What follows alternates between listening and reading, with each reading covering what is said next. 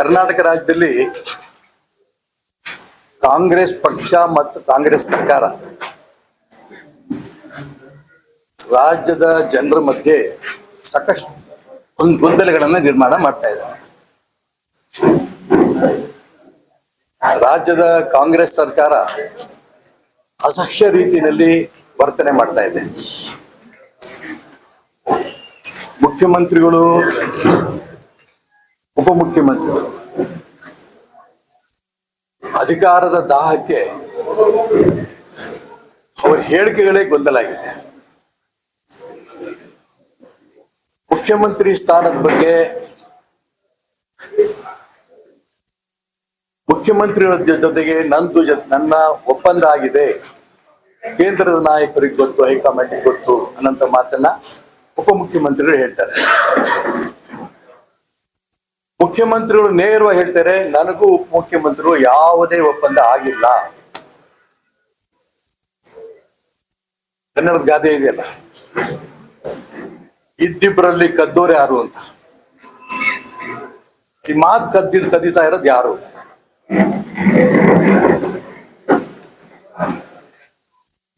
ಇದ್ರ ಮಧ್ಯೆ ಇಡೀ ಸಮಾಜವನ್ನ ಛಿದ್ರ ಮಾಡಿದ್ರು. ಎಲ್ಲರೂ ನಾವು ಪೂಜ್ಯ ಭಾವನೆಯಿಂದ ಧಾರ್ಮಿಕ ಗುರುಗಳನ್ನ ಗೌರವಿಸ್ತೇವೆ. ಕುರುಬರ ಸಮಾಜ ಸ್ವಾಮಿಗಳು ಸಿದ್ದರಾಮಯ್ಯನ ಪರ ಹೇಳಿಕೆ, ಒಕ್ಕಲಿಗರ ಸಮಾಜ ಸ್ವಾಮಿಗಳು ಡಿ ಕೆ ಶಿವಕುಮಾರ್ ಪರವಾಗಿ ಹೇಳಿಕೆ, ದಲಿತ ಸಮಾಜ ಸ್ವಾಮಿಗಳು ದಲಿತ ಪರವಾಗಿ ಹೇಳಿಕೆ. ಇದು ಜೊತೆಗೆ ಸ್ವಾಮಿಗಳು ಹೊಡೆದಿದ್ದಷ್ಟೇ ಅಲ್ಲ, ಶಾಸಕರು ಗುಂಪು, ಕಾರ್ಯಕರ್ತರು ಗುಂಪು, ಮಂತ್ರಿಗಳು ಗುಂಪು, ಈ ರೀತಿ ಗುಂಪುಗಾರಿಕೆ ಏನು ಮಾಡಬೇಕು ಅನ್ನೋದನ್ನ ಜನಕ್ಕೂ ಅನುಮಾನ, ಕಾರ್ಯಕರ್ತರಿಗೂ ಅನುಮಾನ, ಅಧಿಕಾರಿಗಳು ಅಂತೂ ಆರಾಮ ಮಲಗಿಯಾರೆ, ಯಾವ ಅಭಿವೃದ್ಧಿ ಕೆಲಸನೂ ಇಲ್ಲ. ಈ ಮಧ್ಯೆ ಇಬ್ರು ಹೇಳ್ತಾ ಇದ್ರು, ಹೈಕಮಾಂಡ್ ತೀರ್ಮಾನಕ್ಕೆ ನಾವು ಬದ್ಧ. ತುಂಬಾ ಆಶ್ಚರ್ಯ ಅಂತಂದ್ರೆ, AICC ಅಧ್ಯಕ್ಷರು ಮಾನ್ಯ ಮಲ್ಲಿಕಾರ್ಜುನ್ ಖರ್ಗೆ ಅವರು ನನಗೇನು ಕೇಳಬೇಡಿ, ನನಗೆ ಗೊತ್ತಿಲ್ಲ, ಹೈಕಮಾಂಡ್ ಕೇಳಿ ಅಂದ್ರೆ ಈ ಹೈಕಮಾಂಡ್ ಅಲ್ಲಿ AICC ಅಧ್ಯಕ್ಷರು ಇಲ್ವಾ?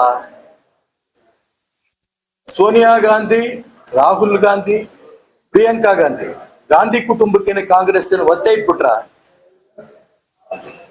ಎಲ್ಲಾ ಗೊಂದಲ ಇವತ್ತು ನಮ್ಗೆ ಕಾಣ್ತಾ ಇದ್ದೀವಿ. ಡಿನ್ನರ್ ಮೀಟಿಂಗು, ಬ್ರೇಕ್ಫಾಸ್ಟ್ ಮೀಟಿಂಗು, ಇದರಲ್ಲೇ ಕಾಲಹರಣ ಆಗೋಗ್ತಾ ಇದೆ. ರಾಜ್ಯದ ಅಭಿವೃದ್ಧಿ ಬಗ್ಗೆ ಏನು ಚರ್ಚೆ ಇಲ್ಲ.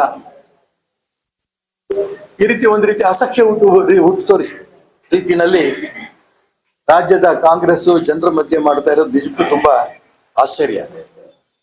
ಚುನಾವಣಾ ಸಂದರ್ಭದಲ್ಲಿ ಕ್ರಿಶ್ಚಿಯನ್, ಹಿಂದೂ, ಮುಸ್ಲಿಂ ನಾವೆಲ್ಲರೂ ಒಂದೇ ಅಂತ ಬೊಗಳೆ ಹೊಡಿತಾ ಇರೋಂಥ ಈ ಕಾಂಗ್ರೆಸ್ ನಾಯಕರು ಈಗ ಯಾವ ಮಸೀದಿಗೂ ಹೋಗ್ತಿಲ್ಲ, ಯಾವ ಚರ್ಚ್ಗೂ ಹೋಗ್ತಿಲ್ಲ, ಕೇವಲ ಹಿಂದೂ ದೇವಸ್ಥಾನಗಳಿಗೆ ಮಾತ್ರ ಹೋಗ್ತಿದ್ದಾರೆ.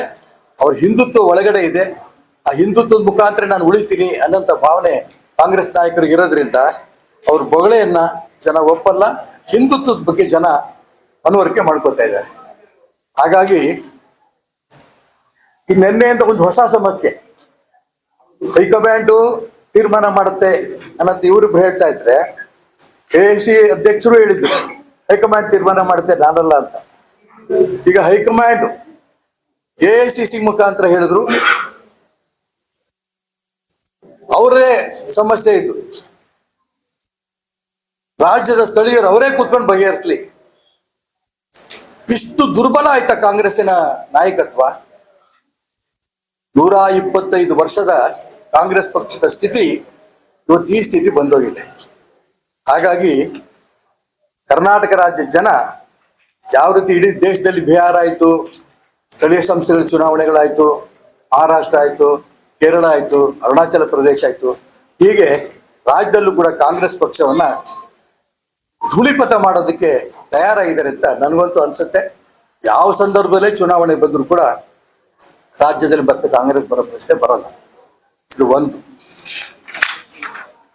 ಎರಡನೇ ಅಂಶ, ಈ ದ್ವೇಷ ಭಾಷಣದ ವಿರೋಧಿ ಮಸೂದೆನ ಒಂದು ರೀತಿಯ ಅಘೋಷಿತ ತುರ್ತು ಪರಿಸ್ಥಿತಿ ಅಂತ ನಾನು ಕರೆಯಕ್ಕೆ ಇಷ್ಟಪಡ್ತೇನೆ.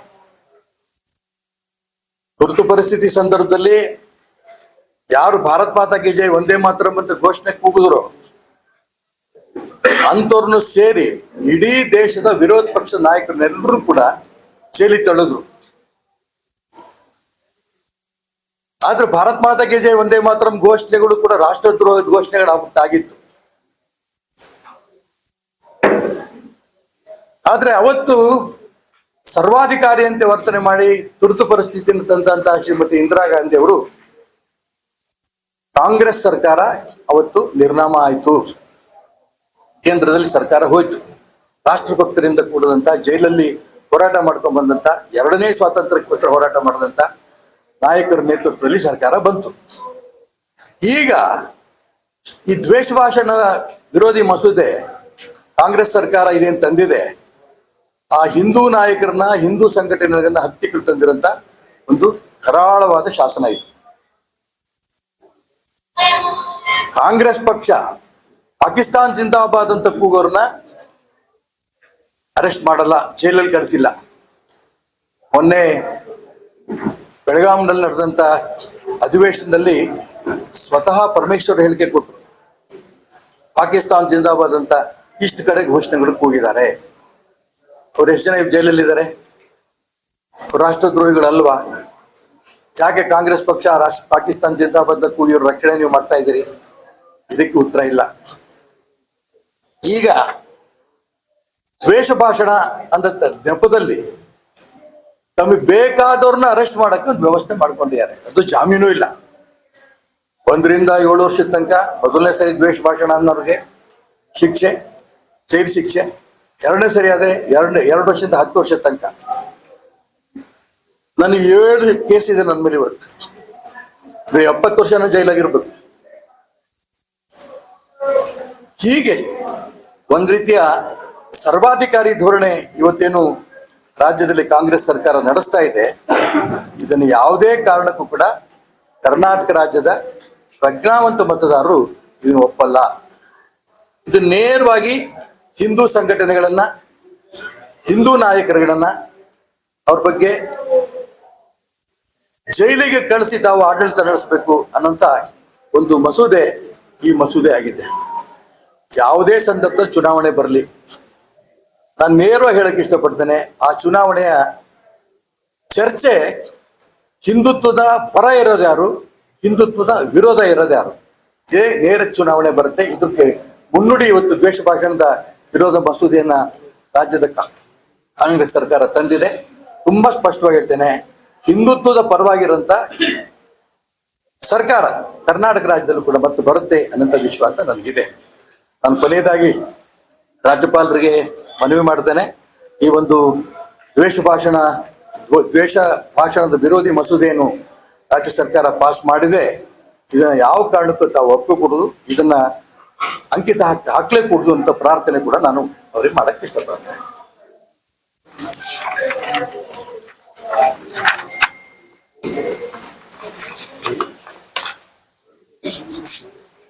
ಸರ್,